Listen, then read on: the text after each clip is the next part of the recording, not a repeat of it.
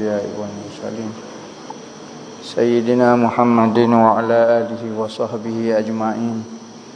Qala rabbi shrah li sadri wa yassir li amri wa hlul 'uqdatam min lisani yafqahu qawli. Subhanaka la ilma lana innaka antal alimul hakim wa la hawla wa la quwwata illa billahil aliyyil azim.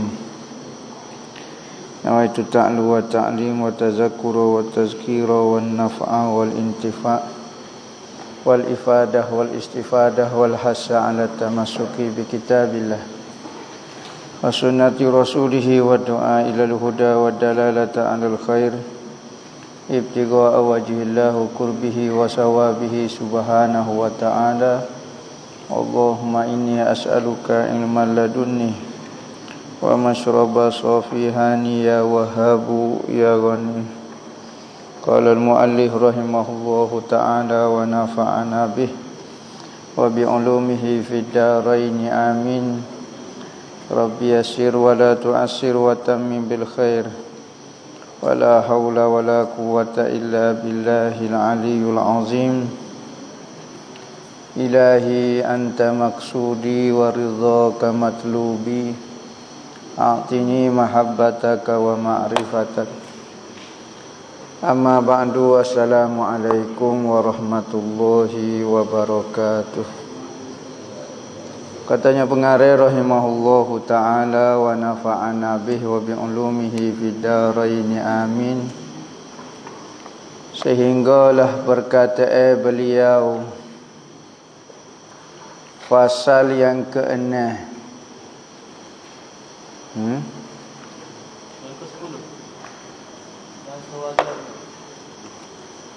Yang ke-10.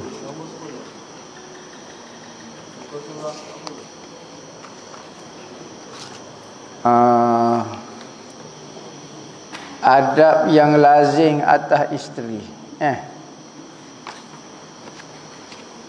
Yang ke-10. Dan sewajarnya ia isteri mendahulu ke hak suaminya daripada hak dirinya dan daripada hak segala kerabatnya. Jadi antara isteri, ciri-ciri isteri yang solehah ialah dia mendahulu ke hak suami dia berbanding dengan hak diri dia. Begitu jugalah suami yang bertanggungjawab, suami yang soleh, maka dia akan mendahului hak isteri dia berbanding hak diri dia. Begitu juga isteri, kalau isteri solehah, mesti dia mendahulu ke hak suami dia berbanding dengan hak diri dia. Kerana apa? Kerana maksud cinta ataupun sayang. Kita kata kita sayang kat orang, kita cinta kat orang. Cinta ini adalah memberi, bukan meminta. Kalau betul kita sayang ke dia, kita akan beri segala hak dia tanpa kita meminta hak kita. Tu baru orang sayang. Tetapi kita duk royak kita sayang kat bini kita. Kita duk royak kita sayang kat suami kita, tapi kita duk minta hak kita. Hak dia kita tak memberi. Maka kalau betul kita sayang, maka kita memberi, bukan meminta. Kita akan beri hak dia tanpa kita meminta pun sebagai balasan hak daripada dia. Kalau nak jadi isteri solehah, maka dia dahulu ke hak suami dia dulu. Sekalipun suami dia tidak menunaikan tanggungjawab dia dan tidak memberi pun hak dia, tak apa. Yang penting saya dah tunai hak saya kerana saya sayang ke dia.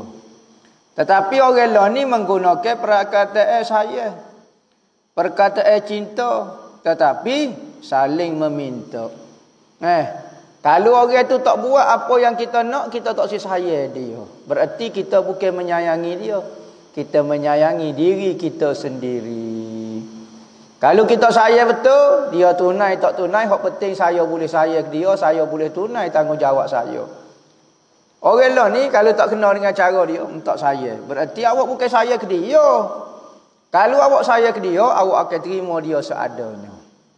Berarti awak sayang kepada diri awak, sayang kepada keinginan awak sendiri. Tu nak jadi isteri ataupun suami.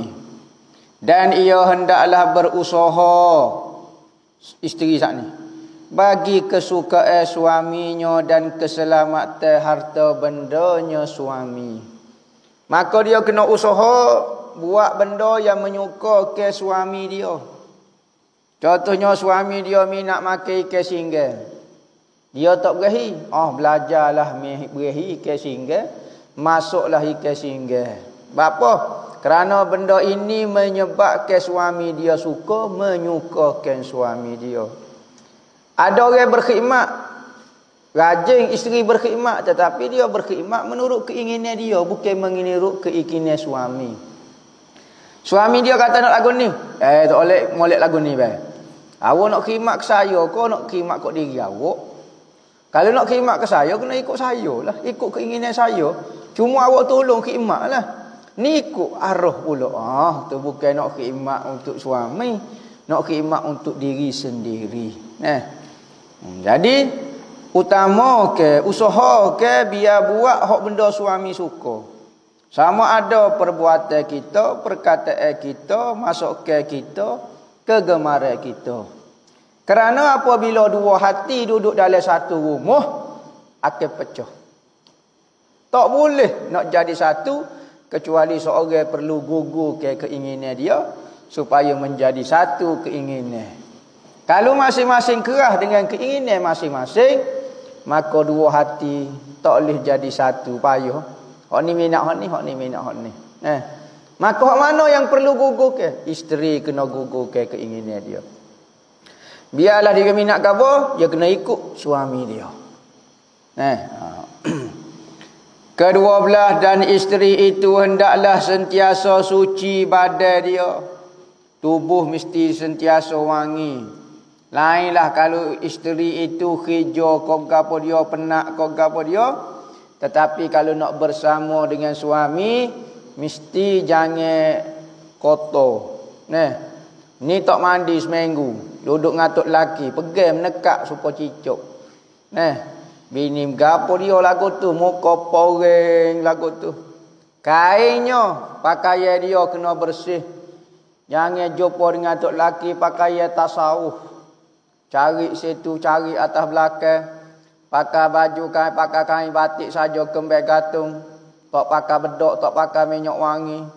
Bau supaya kambing neruk. Nampak? Bau subhanallah, bau nak selok buka pintu. Ya Rabbi, MPKB kau gapo dia ni bau. Jadi isteri ni kena sentiasa bersedia tubuh dia dengan cara dia bersihkan tubuh dia dan wangikan tubuh dia.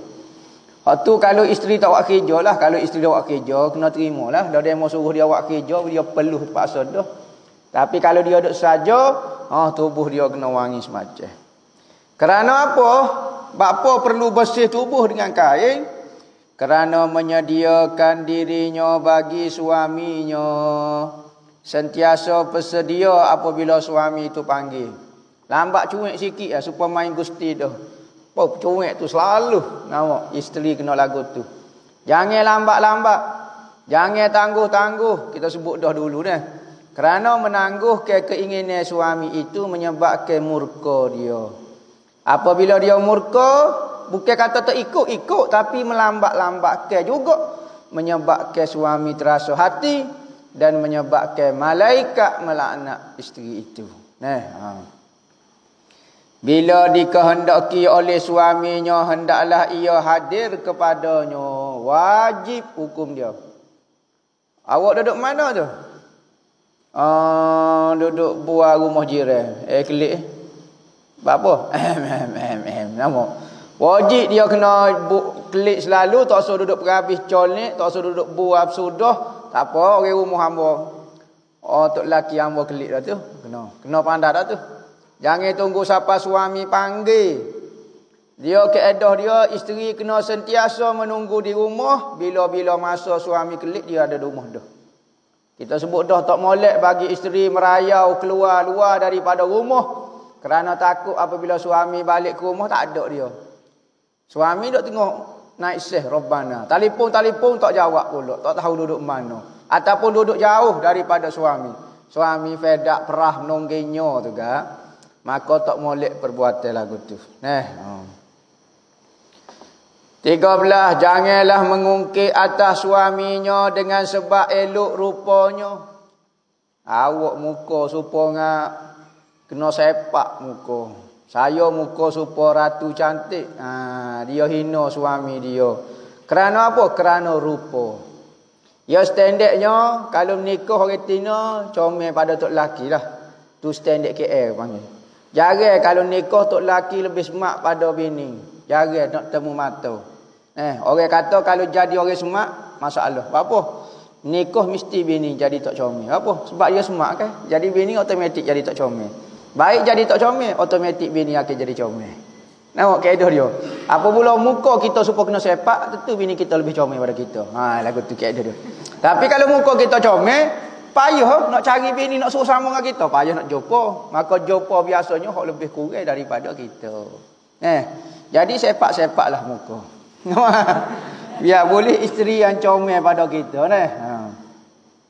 Ada orang Tino ni dia suka banding ke tok laki kawan ni semak, tok laki jangan perangai lagu tu rasa tidak bersyukur dengan suami kita. Sekali dua tak apa, kali kedua, kali ketiga takut jadi perasaan tu jadi tawar dengan suami, jadi hamba dengan suami, jadi duk gila-gila pula dengan suami orang lain. Ataupun tengok artis Korea ko, artis K-pop ko, artis gapo dia ko gapo, duduk koya suami dia sedih muka. Takut jadi tidak reda. Jadi banyak jangan tengok, sebab tu orang Tino jangan banyak tengok lelaki. Sebagaimana lelaki jangan tengok perempuan kecuali isteri dia, takut tidak reda. Nailah kalau suami bini dia comel dah, tengok orang lain pun tak jadilah mana. Tak boleh lawan orang rumah hamba berlaku. Maka lagu tu, begitu juga isteri juga, jangan ajar tengok lelaki lain takut jumpa hak comel, dia menyebabkan dia tidak reda dengan suami lama dia, suami dia lah ni. Atau dengan sebab banyak hartanya isteri-isteri orang kaya nikah dengan suami papa ke dana. Sebab tu Islam mengajar kaya sama kaya, miskin sama miskin. Sekalipun pernikahan orang kaya dengan orang miskin sah, tetapi moleknya kaya sama kaya, keturunan sama ada keturunan, anak tok guru sama anak tok guru. Ni kita anak tok garu, cari anak tok guru. Kita orang mubtada khabar pun tak tahu. Koya nak ambil anak orang aling-aling. Dah lah orang aling hok comel dah pula. Tak ada apa. Komplit supaya ngambil dadari. Tuai kita sendirinya serba tak cukup belaka. Maka apabila banyak harta, maka isteri ni tu kaedah dia. Dalam kitab pun kata lagu tu, isteri kalau dia lebih sikit daripada suami, maka masalah bagi suami itu. Sebab tu nikah sunat kufu dipanggil. Dalam mazhab kita sunat kufu. Apa maksud kufu? Secocok, sebanding. Kalau dia mau kaya, hamba kaya juga. Kalau dia mau miskin, kita sama miskin. Kalau dia mau anak tok guru, hamba anak tok guru juga. Kalau dia mau keturunan gini, dewa sayap labuh, hamba dewa sayap labuh juga. Sama-sama. Sebab apa? Kerana tradisi perempuan, apabila dia lebih dia akan ngukit. Kecuali dia warak dong wabarkum. Kecuali dia warak benar tak tahulah. Tetapi kalau hak perempuan biasa, kalau dia balas sikit dia akan pakai asal lalu. Awak nak lawan saya, awak setara mana? Kita bergurau muka. Masa nak nikah dulu awak tak perhati kata, awak ingat nak duduk dengan saya kalau saya miskin. Saya tak tahan dengan awak. Sudah. Maka molek cari hak secocok dengan kita. Sunat dalam mazhab kita, makruh nikah dengan tidak secocok. Tu dalam 3 mazhab kata Syafi'i, Maliki, Hanafi kata sunat bab kufur. Dalam mazhab Hambali kata syarat sah nikah secocok. Berarti kalau tidak ikut kufur, maka terbatallah pernikahan. Dia kata lagu tu. Dan jangan menghina suaminya kerana buruk rupa suaminya. Suaminya muka huduh. Beauty and the Beast. Nama. Hak tu muka comel, hak tu muka superima lapar. Nama. Bulu lagu tu. Tapi tak apa hati berjuru. Memelah nak cagar dengan hati, tapi orang nak tidur bukan dengan hati. Narak muka kena lapik dengan surat khabar tidur tak kena sabar juga. Ngegai ingat orang accident sebelah rumah. Sebelah kita tidur apa betul laki kita tak boleh juga. Jadi buruk rupa suami dia. Kerana apa? Kerana rupa itu bukan hasil usaha suami dia. Suami dia pun nak muka comel juga, tetapi rezeki dia. Tuhan buat lagu tu nak kata lagu mana. Atau kerana kemiskinan dia, suami rajin dah tapi miskin, maka isteri pun dok bangkit-bangkit lagu tu. Dok ayak cerita be kita makan tahu. Tu tengok gak jiran sebelah tu be. Makan mah sekilo sehari, capuak ambo tengok. Kita debu pun tak boleh nak makan. Dok banding lagu tu. Orang tino ya kecek lagu tu. Jumpa sama-sama dia ya tak ada bahas kitab fiqh, gembah kitab Tuhfatul Muhtah ko. Oh, ibarat ni kata lagu mana Oh, dalam mahali kata lagu ni. Nampak Kanzul Gharibin kata lagu ni bahas apa semua dalam Fathul Bari go bahas. Bahas nahwu, bahas alfiyah Munil Labik ko. Loh. Kok dia bahas apa? Shopee. 12, 11. Tu je bahas. Pasu bunga, baju, aksesori rumah. Makan nasi kenyai kodok. Nak pergi shopping mana? Homestay mana comel? Tempat beringangin mana? Nak pergi berderak mana? Mall mana hok sedap? Tu saja. Kita orang jatuh kita juga. Lebih kurang tapi kita tahan sikit lah. Orang jatuh ni ilmiah sikit perbahasa dia. Sekalipun ilmiah kubal tapi ilmiah jugalah. Orang Tino ni jaga perbahasa ilmiah. Rezeki kalau seorang dapat orang perempuan yang alim. Kerana perempuan dipayuh nak jadi alim kerana banyak faktor. Antaranya payuh dia nak belajar. Nak dekat dengan syekh tak boleh. Tak boleh, kena jaga aurat dia, kena jaga batasan dia, adat dia. Maka kalau dia boleh jadi alim bisa, perempuan tu bisa. Pak kita kalau boleh baca alfiyah, orang Tino boleh baca alfiyah masya-Allah. Rasa kira Indonesia gak sepoh. Baca alfiyah ngapa Bukhari tak apalah. Kita ni bini kita mu buat betul baca Fatihah tak apa dah. Tak jadi siratal lazi tak apa dah. Walabo walado walatum walabodol. Walabdo macam-macam jenis baca Boleh baca Fatihah pun jadilah. Maka sangat sukar seorang perempuan nak jadi alim. Itu apa bahasa dia? Dan jangan sekali menyakiti suaminya pada satu hal sama ada pada perbuatan dia. Nya gembah pitu ko, nya tohuk mesi basuh ko luar rumah ko, nya sepak peti air ko, necak rumah. Ikutlah. Perbuatan yang menyebabkan suami dia rasa sakit hati ataupun menyebabkan suami dia rasa sedih. Menyebabkan suami dia rasa isterinya seolah-olah tidak reda duduk dengan dia. Ikutlah dia buat perbuatan ke mana? Yang mucung kok. Yang ambil lesung, duk lesung, pasung. Pong, terbelah dua lesung batu. Kena atas muka, berabit muka gitu lah. Jadi menunjukkan perbuatan yang menyebabkan suami merasai isteri dia seolah-olah tak selesa duduk dengan dia. Perkataan kecek sindir-sindir. Pasu rumah mak saya lebih mahal daripada rumah awak. Pasu baru. Pasu rumah mak saya lebih mahal daripada rumah awak. Kereta gapo dia lagu ni be? Kereta tolok lagu ni be. Kita duk biasa naik jet be. Apa naik kereta lagu ni? Sudah perkataan. Atau pada kelakuan dan tindak tanduk, tindak ke gapo menyebabkan suami merasa hina diri dia. Allah. Bini aku kata kat aku lagu ini hino ambo rasa. Maka jika berlaku mana-mana satu daripada yang tersebut itu, nescaya celakalah perempuan yang demikian itu sehabis-habis celakanya. Dan ia akan menyesal pada hari akhirat dengan sehabis-habis penyesalan kerana perbuatannya yang menyakiti suaminya di dalam dunia ini. maka penyesalan di akhirat itu tiada berfaedah lagi, kerana bukan ketika dan waktunya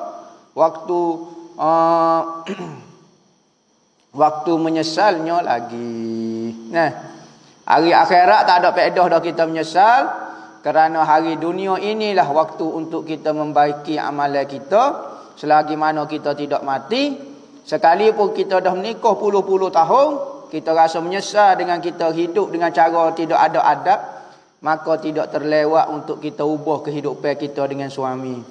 Sekalipun suami kata awak ni jadi terbiak, gapo jadi berjuruh tiba-tiba ni. Baik kita nak baiki semula, baik saya nak jadi isteri yang solehah. Ni dengan ngajar pun tak si ubah diri. Ngajilah 4,000 butir kitab pun, duduk sebelah wali pun tak ada faedah. Ada orang kata kitab ni kata orang tino apa cerah kata. Benar kok orang jatuh apa cerah. Orang tino kena semacam gini. Kita nak baiki diri kita. Niat kita nak menambah baik ke amalan kita di sisi Tuhan, nak membaik ke perangai kita. Kalau nak jadi baik, kalau nak jadi isteri yang beradab, ikut kita. Kalau demo rasa tak sih, terpulang kepada demo. Keputusan di tangan kita masing-masing, kita yang akan menerima padahnya pada hari akhirat. Bukan kata ulama tak royak, bukan kata kitab tak royak, semua dah. Cuma penting kita sendiri pilih. 15. Dan ia hendaklah berkhidmat pada segala pekerjaan yang di rumah suaminya, menurut kemampuan dia. Ada orang kata ni bukan hak, bukan tugas isteri ni. Lah ni orang duk mengajar lah. Ni bukan tugas isteri. Basuh pinggan bukan tugas isteri. Basuh baju bukan tugas isteri. Nyapu rumah bukan tugas isteri. Lepas tu saya malah buat. Lepas tu pedoh apa dia saya nikah dengan awak. Kalau saya diri juga basuh baju, saya sendiri menanak baju, pedoh apa? Dalam kitab fiqh bagi ke hak suami dengan hak isteri. Apa dia bagi lagu tu? Kerana jika berlaku perbalahan, maka masing-masing boleh tuntut hak. Contohnya kita kata nafkah ni hak isteri, suami wajib kena beri nafkah. Apa kita sebut lagu tu? Kerana jika berlaku perbalahan di mahkamah ke gapo, mudah kita nak bagi. Hak ni tak tunai tugas, hak ni tunai tugas. Tetapi dari sudut kehidupannya, dari sudut praktikalnya, orang perempuan menguruskan semua benda-benda di rumah.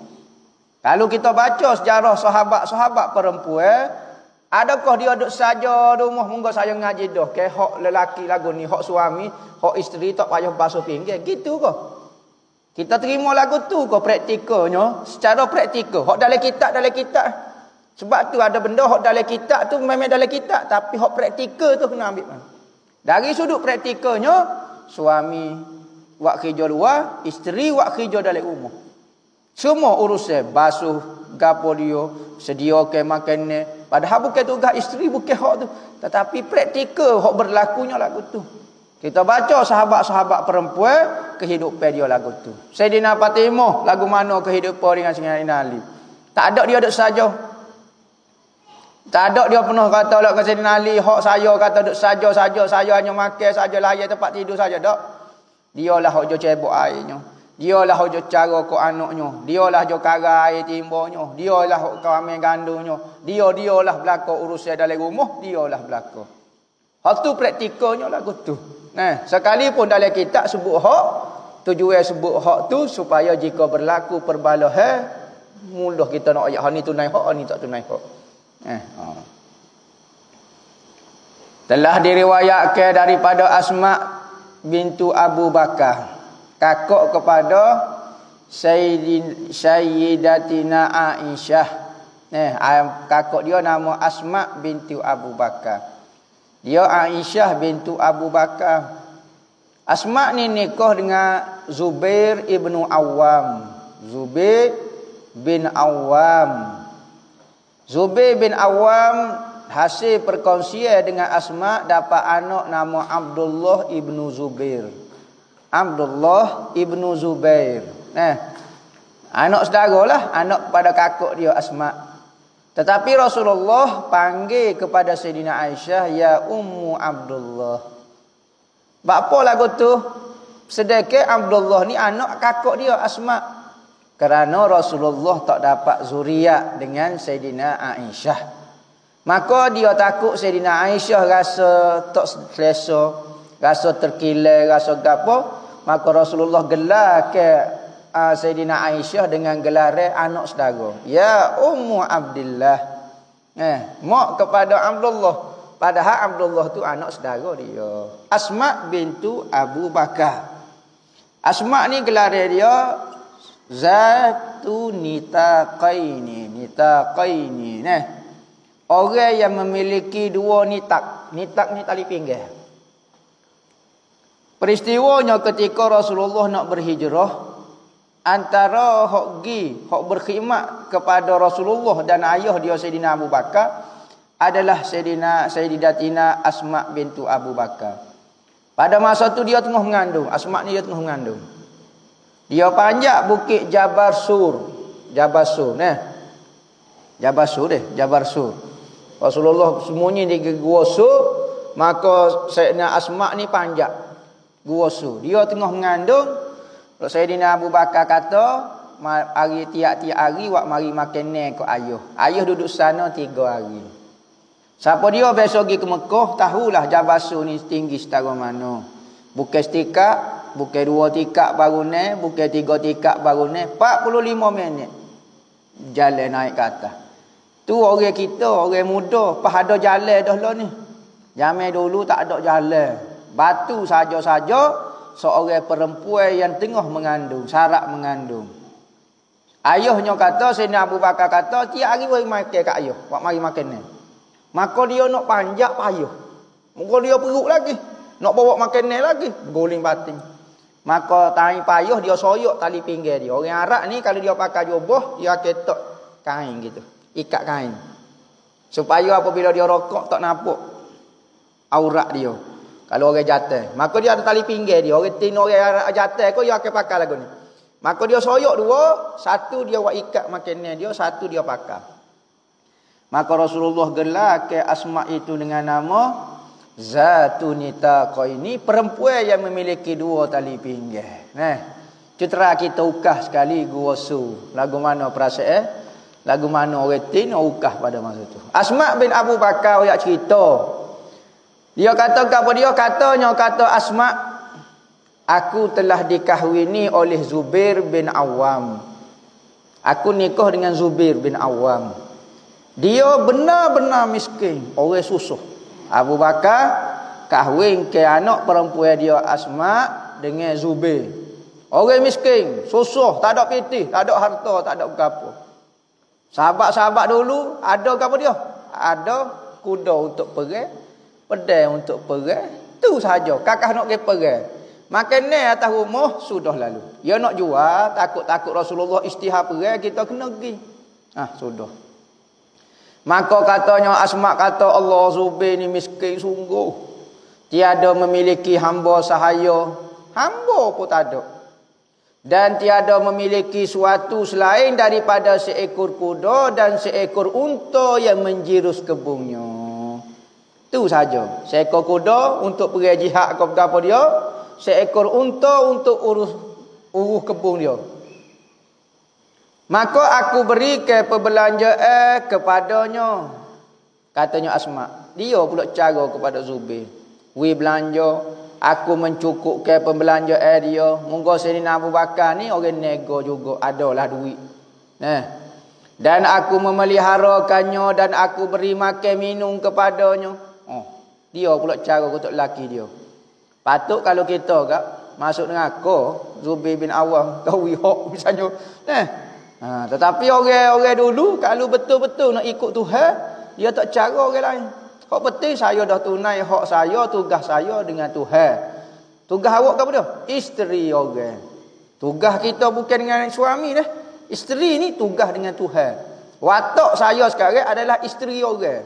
Maka saya kena tunaikan tanggungjawab. Kalau hamba tak tunai Tuhan marah. Tak ada cara suami saya tunai, kau tak tunai, dia beri nafkah, tak beri nafkah, tidak cara kamu. Hamba penting hamba. Dan aku yang menjahit timba kulit dia. Timba kulit putih. Hambalah jawab kerja semua kakak baik kilapu lah kalau kita macam-macam. Dan aku menggiling tepung gandum. Tak ada mesin zaman dulu.